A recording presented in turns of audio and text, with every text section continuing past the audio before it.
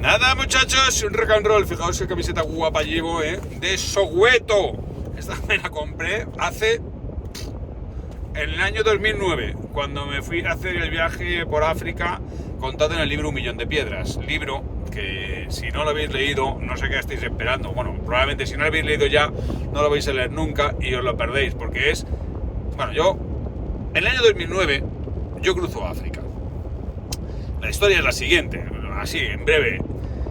Yo tengo un accidente en Madrid, me rompo la cabeza del radio, o sea, el codo, y tengo que dejar de montar en moto. Es en ese momento cuando yo, en la rehabilitación, me doy cuenta que estoy llevando una vida que no quiero llevar.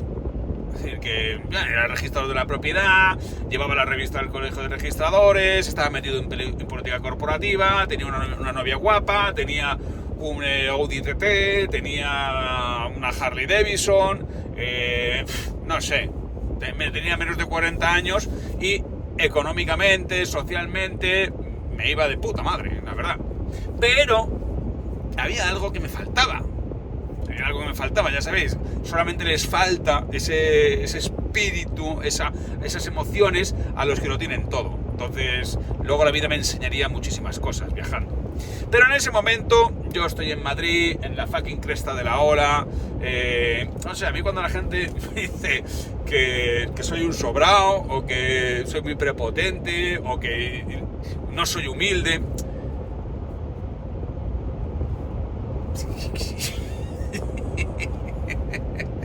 Vamos a ver, yo entiendo que ahí me odia mogollón de peña sin conocerme. ¿Por qué? Porque llevo teniendo exposición pública desde hace más de 10 años. A mí, por ejemplo, ahora que están reponiendo Diario Un Nómada en el horario de máxima audiencia de la 2,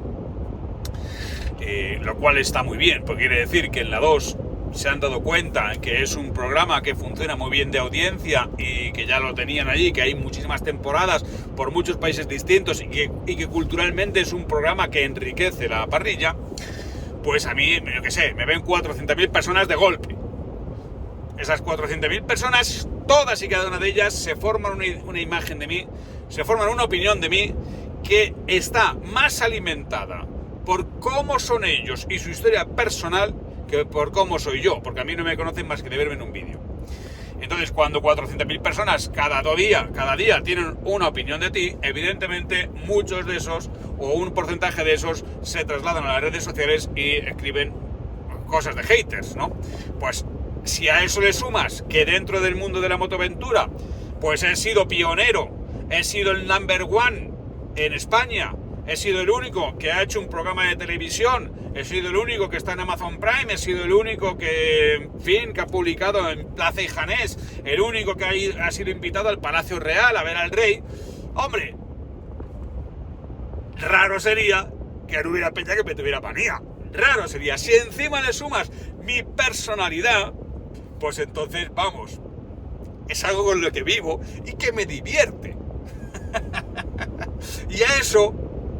a esta seguridad en mí mismo, porque claro, llevo siendo un tío feliz, un tío satisfecho y un tío que consigue sus metas desde hace más de 20 años. Es decir, ya de joven era un tío que vivía la vida a tope, que tenía mis amigos, que salía de farra, que vivía los Sanfermines, que tuve mogollón de novias, que follé lo que no está escrito. Eso es muy importante, follar es muy importante, porque te da autoestima.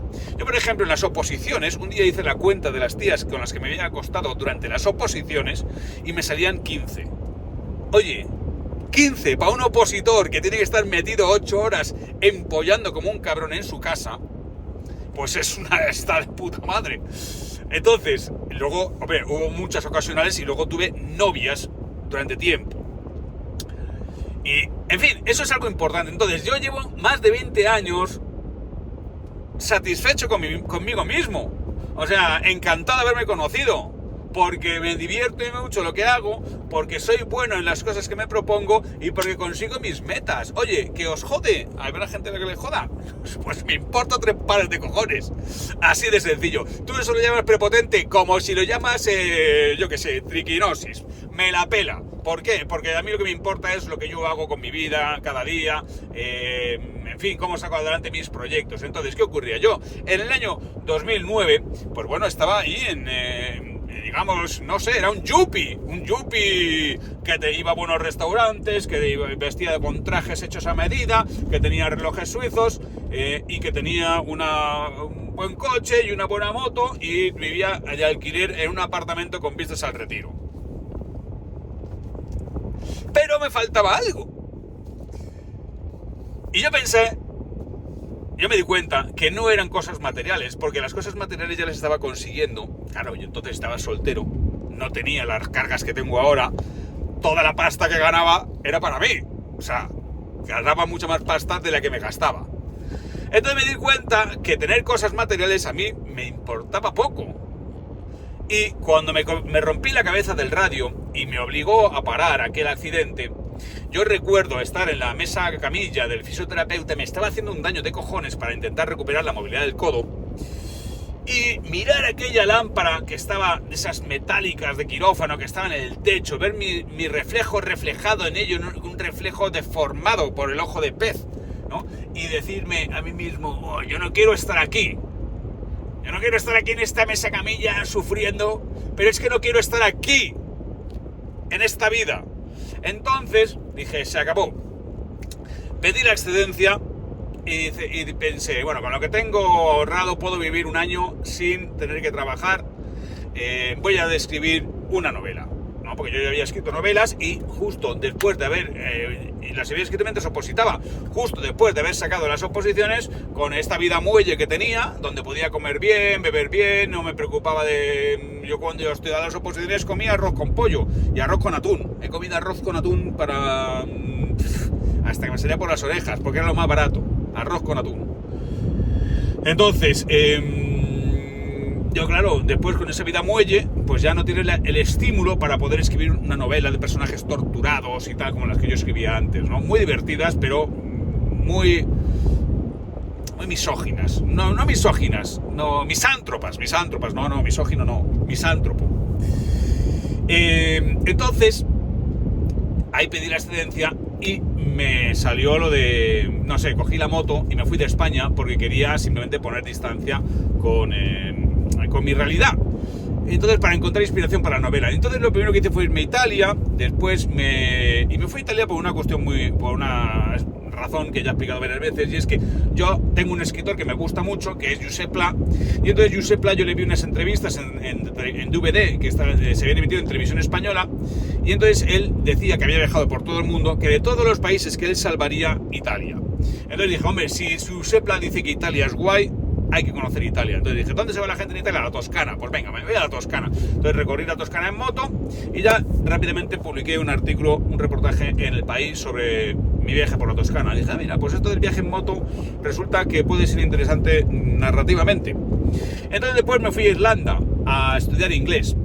Y ahí me pasé varios meses, me fui con moto, y entonces pues claro, tuve que cruzar Francia, coger el ferry, irme a Irlanda, y eran mis primeros viajes por mi cuenta, en moto. Y entonces me gustó mucho aquello, y allí en Irlanda seguí las huellas de un capitán de la Armada Invencible que había naufragado, había pasado 8 meses huyendo de los ingleses, que lo querían matar, y el tío contó su aventura en una carta que yo descubrí, que estaba publicada en principio solamente en inglés, y yo seguí el capitán Francisco de Cuéllar, lo seguí en moto, y entonces inmediatamente se publicó el reportaje que escribí en el ABC a todo color en 3 páginas, y es la primera vez que se publica algo en España en prensa sobre el capitán Francisco de Cuéllar. Después escribí un libro que es La fuga del náufrago, libro siguiendo toda esta peripecia del capitán en moto por Irlanda, libro que después está refundido, está metido en el volumen de Europa Nómada.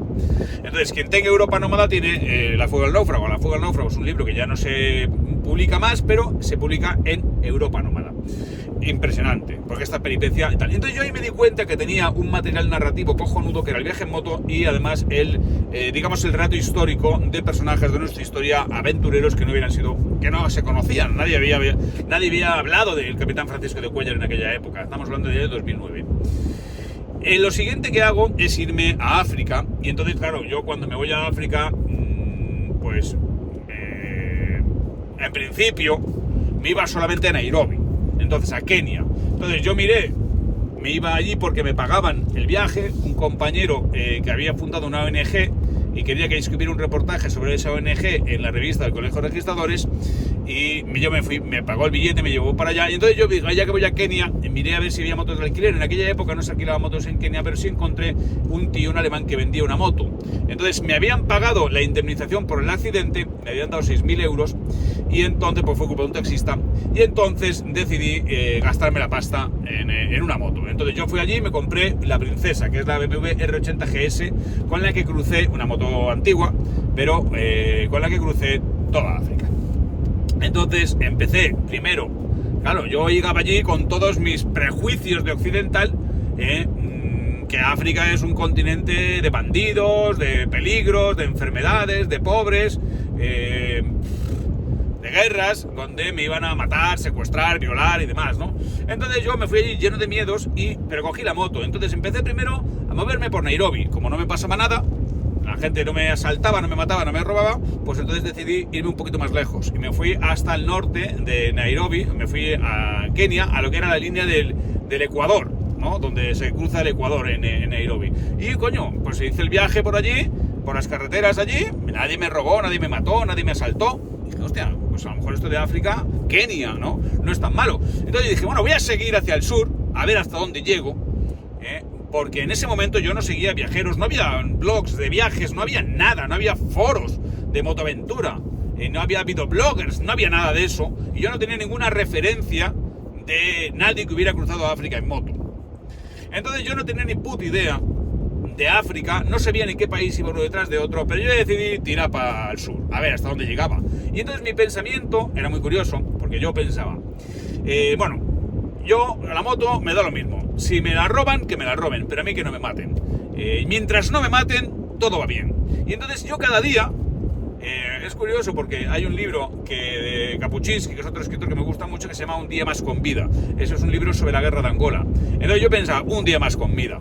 Cada día que yo superaba mis peripecias de avanzar por la sabana, de ver a los Masái, de cruzarme con animales salvajes, de tal, yo estaba flipando en la moto diciendo, coño tío, estás en África tú solo, ¿no? Y encima por ahora nadie te está matando, ¿no? Entonces yo pensaba, mientras no me maten, todo va bien. Entonces yo empecé a viajar un día tras otro día, me encontraba sitios donde dormir, no me pasaba nada, ¿no? De hecho, cuando me encontraba con gente, la gente era amable, la gente me ayudaba, la gente me auxiliaba. Los negros, ¿no? Porque tenemos mucho miedo a los negros. Resulta que allí los negros, que primero no saben ni lo que son negros, no saben que son negros.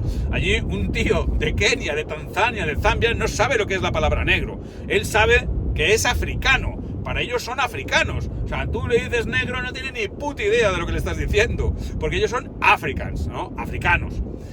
Solamente hay unos negros, unos africanos que se consideran negros y que saben lo que es ser negro, que son los de Sudáfrica, como consecuencia del apartheid. Ellos sí saben y tienen un resentimiento del copón por la dominación y la discriminación a la que estuvieron sometidas. Pero para un africano de Kenia, lo normal es estar rodeado de tíos como él, de negros, ¿no? En cambio, no han tenido nunca una casta blanca que los haya mandado, ¿no? O sea, ellos no conocen eso. Es otra cosa curiosa. Por ejemplo, cuando Obama se hizo presidente de Estados Unidos, para mí Obama es un gran impostor. ¿Por qué? Porque Obama no ha sido nunca descendiente de esclavos, jamás. No ha sido afroamericano, se ha investido del traje porque le venía bien, pero el padre de Obama, porque su madre es blanca, el padre de Obama es un emigrante keniano que se fue a Estados Unidos siendo libre y nunca fue esclavizado. Por lo tanto, en los antecedentes de Obama no hay esclavos. En los antepasados, sin embargo, mi cuñado, que es negro de Estados Unidos, sus antepasados sí eran esclavos. O sea, es una cosa completamente distinta.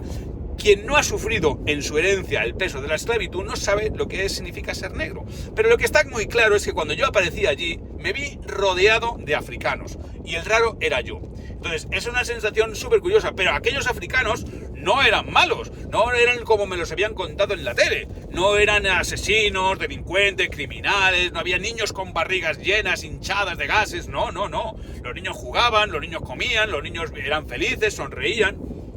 Eso sí, con todas las paranoias que te puedas imaginar en África, porque a mí me pasó de todo. Es un universo súper flipante, en el cual pues las carreteras son un desastre, los coches son súper viejos, cuando hay un accidente, hay una escena que está contada en el libro que es muy impresionante, que es, yo veo un accidente, ¿no? Y entonces veo como la multitud intenta auxiliar a la persona a la cual habían atropellado, ¿no? Era una mujer, macho.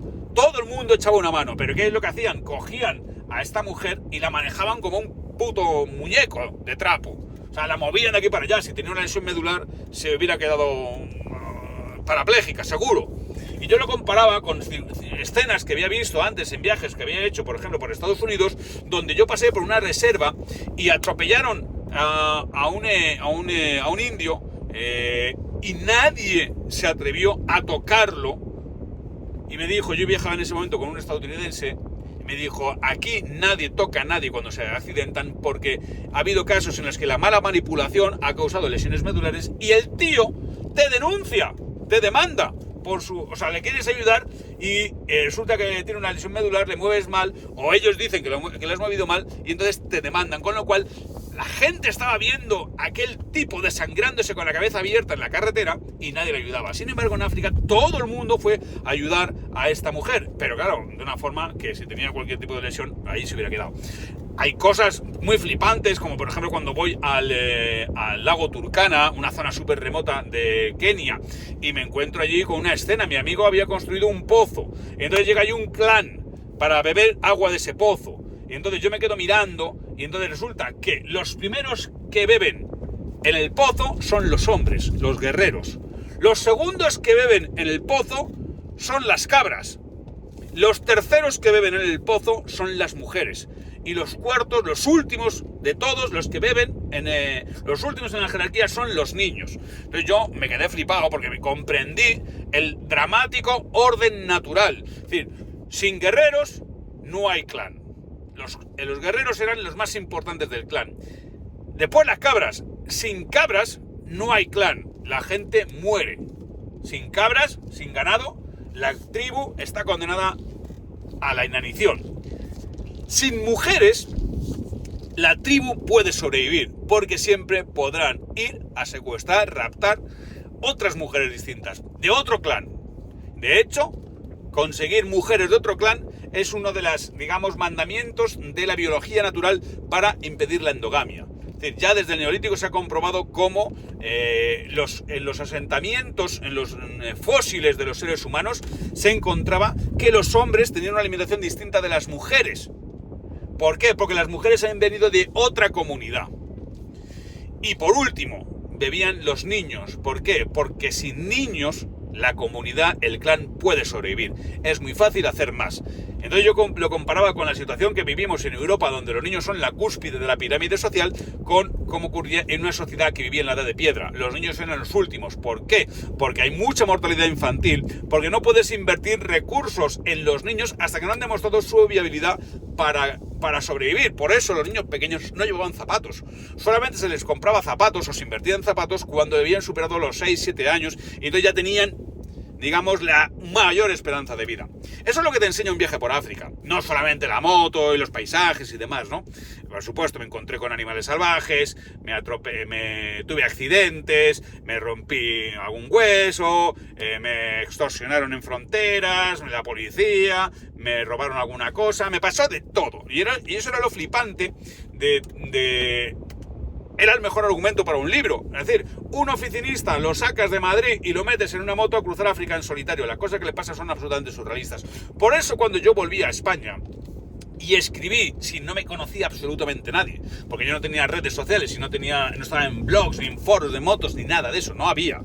Yo en ese momento escribo el libro 1 millón de piedras y lo publico en la editorial Barataria, que era la que publicaba tradicionalmente mis libros, mis novelas. Macho, inmediatamente el libro ese llamó la atención, pero llamó la atención mucho en el mundo de la motoaventura y fuera. Rápidamente se convirtió en un libro a tener en cuenta en el sector de los viajes. Me hizo conocido en el mundo de la motoaventura y a partir de ese momento empecé a tener mayor proyección. Me empecé a conocer más gente, empecé a publicar otros libros, empecé a contar con patrocinios y me fui metiendo pues en los vídeos, en tal, ¿no? Pero todo a raíz de 1 millón de piedras. Y 1 millón de piedras contiene un acontecimiento muy relevante. Yo tengo un accidente. El libro comienza con el accidente que yo sufro, porque me parecía un buen punto de arranque, ¿no? Así dramático. Entonces, porque el libro está escrito con, digamos, con pericia narrativa, es decir, con pericia de escritor, no es, yo había escrito ya varias novelas, o sea, no soy ningún indocumentado. Entonces, el libro comienza con ese accidente, y en ese accidente, aparte de romper la moto, sufro una fractura del tobillo, pero no de la articulación, sino simplemente una fisura, y tengo graves erosiones en la piel. El seguro me ofrecía repatriarme a España, y yo estuve valorándolo, porque lo lógico, lo razonable, hubiera sido volverme a España. Es decir, hostia, macho, ya se ha acabado la aventura esta, esto me ocurrió en Sudáfrica, ya he tenido bastante, ya no podemos volver, ya he vivido bastante experiencia, ¿no? Sin embargo, yo decidí quedarme, decidí mantenerme en África, curarme las heridas, arreglar la moto y seguir mi viaje. Y entonces se ve en el libro y se ve también en los vídeos, porque en ese momento ya empecé a hacer algunos vídeos cutres, pero eran vídeos interesantes. Se ve cómo yo voy al hospital, se ve cómo me curo las heridas, se ve cómo me quitan los vendajes en un hospital de campaña, conozco la sanidad africana, en fin, todo muy heavy, ¿no? Todo muy impresionante. Pero el hecho de haber decidido, a pesar de todo, a pesar de que no era razonable, de que no era lógico ni recomendable quedarme en África, y seguir con mi viaje y resolver por mí mismo mis problemas, eso fue lo que me hizo ser la persona que soy ahora, porque yo podría haber vuelto de África de forma anticipada con la mala experiencia de haberme vuelto con el rabo entre las piernas por haber sufrido un accidente, que era, bueno, nadie me lo hubiera podido reprochar. Sin embargo, cuando yo volví, sabiendo que había resuelto por mí mismo mis dificultades, que había decidido quedarme a pesar de que no era razonable, lógico ni recomendable, y que había conseguido completar mi aventura, porque después de curarme las heridas yo me recorrí Zambia, o sea, recorrí Mozambique, y anduve por pistas y por caminos llenos de arena, con aquella moto pesada y tal y cual, conseguí meterme en la costa de los esqueletos, de Kenia hasta Namibia, es decir, del Índico al Atlántico. Es decir, después de haber hecho 14.000 kilómetros en África por varios países y sin documentación, o sea, y encima superando un accidente como eso, yo me sentía, pues, ¿cómo queréis que me sienta? Imaginaos cómo sentiríais vosotros, ¿no? Si habéis superado accidentes, robos, extorsiones, averías, tuve que buscarme la vida sin tener ni puta idea de dónde estaba, no conociendo geografía africana y viajando sin una moto que no tenía papeles, porque yo no me podía poner la moto a mi nombre, porque yo no era ciudadano que no residía en Kenia. ¿Cómo consigo yo pasar las fronteras engañando a la peña, sobornando a algunos, tal, esos momentos? Eso me convirtió, vamos, en un tío que volví de África pensando que me comía el mundo. Esa es una de las cosas más interesantes que me han proporcionado los viajes de aventura. Una gran confianza en mí mismo y una gran autoestima. No conozco ningún viajero de larga distancia, ningún viajero overland que no esté convencido de que será capaz de resolver sus problemas. O sea, de que se podrán sucederle muchos problemas en el viaje, pero que será capaz de resolverlos. Esta es una enseñanza que no te va a dar ninguna escuela de negocios, ni ningún máster, ni nada. Eso solamente lo puedes aprender viajando.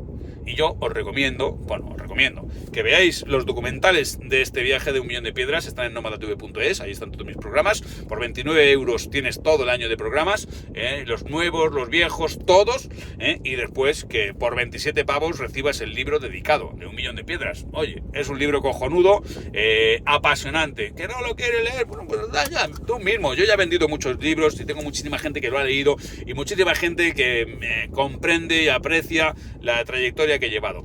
A mí me ven 400.000 personas cuando se meten en la tele, cuando no se meten en la tele me ven menos, pero casito ya me hace de sobra mucha gente. Para bien y para mal, no me hace falta más casito.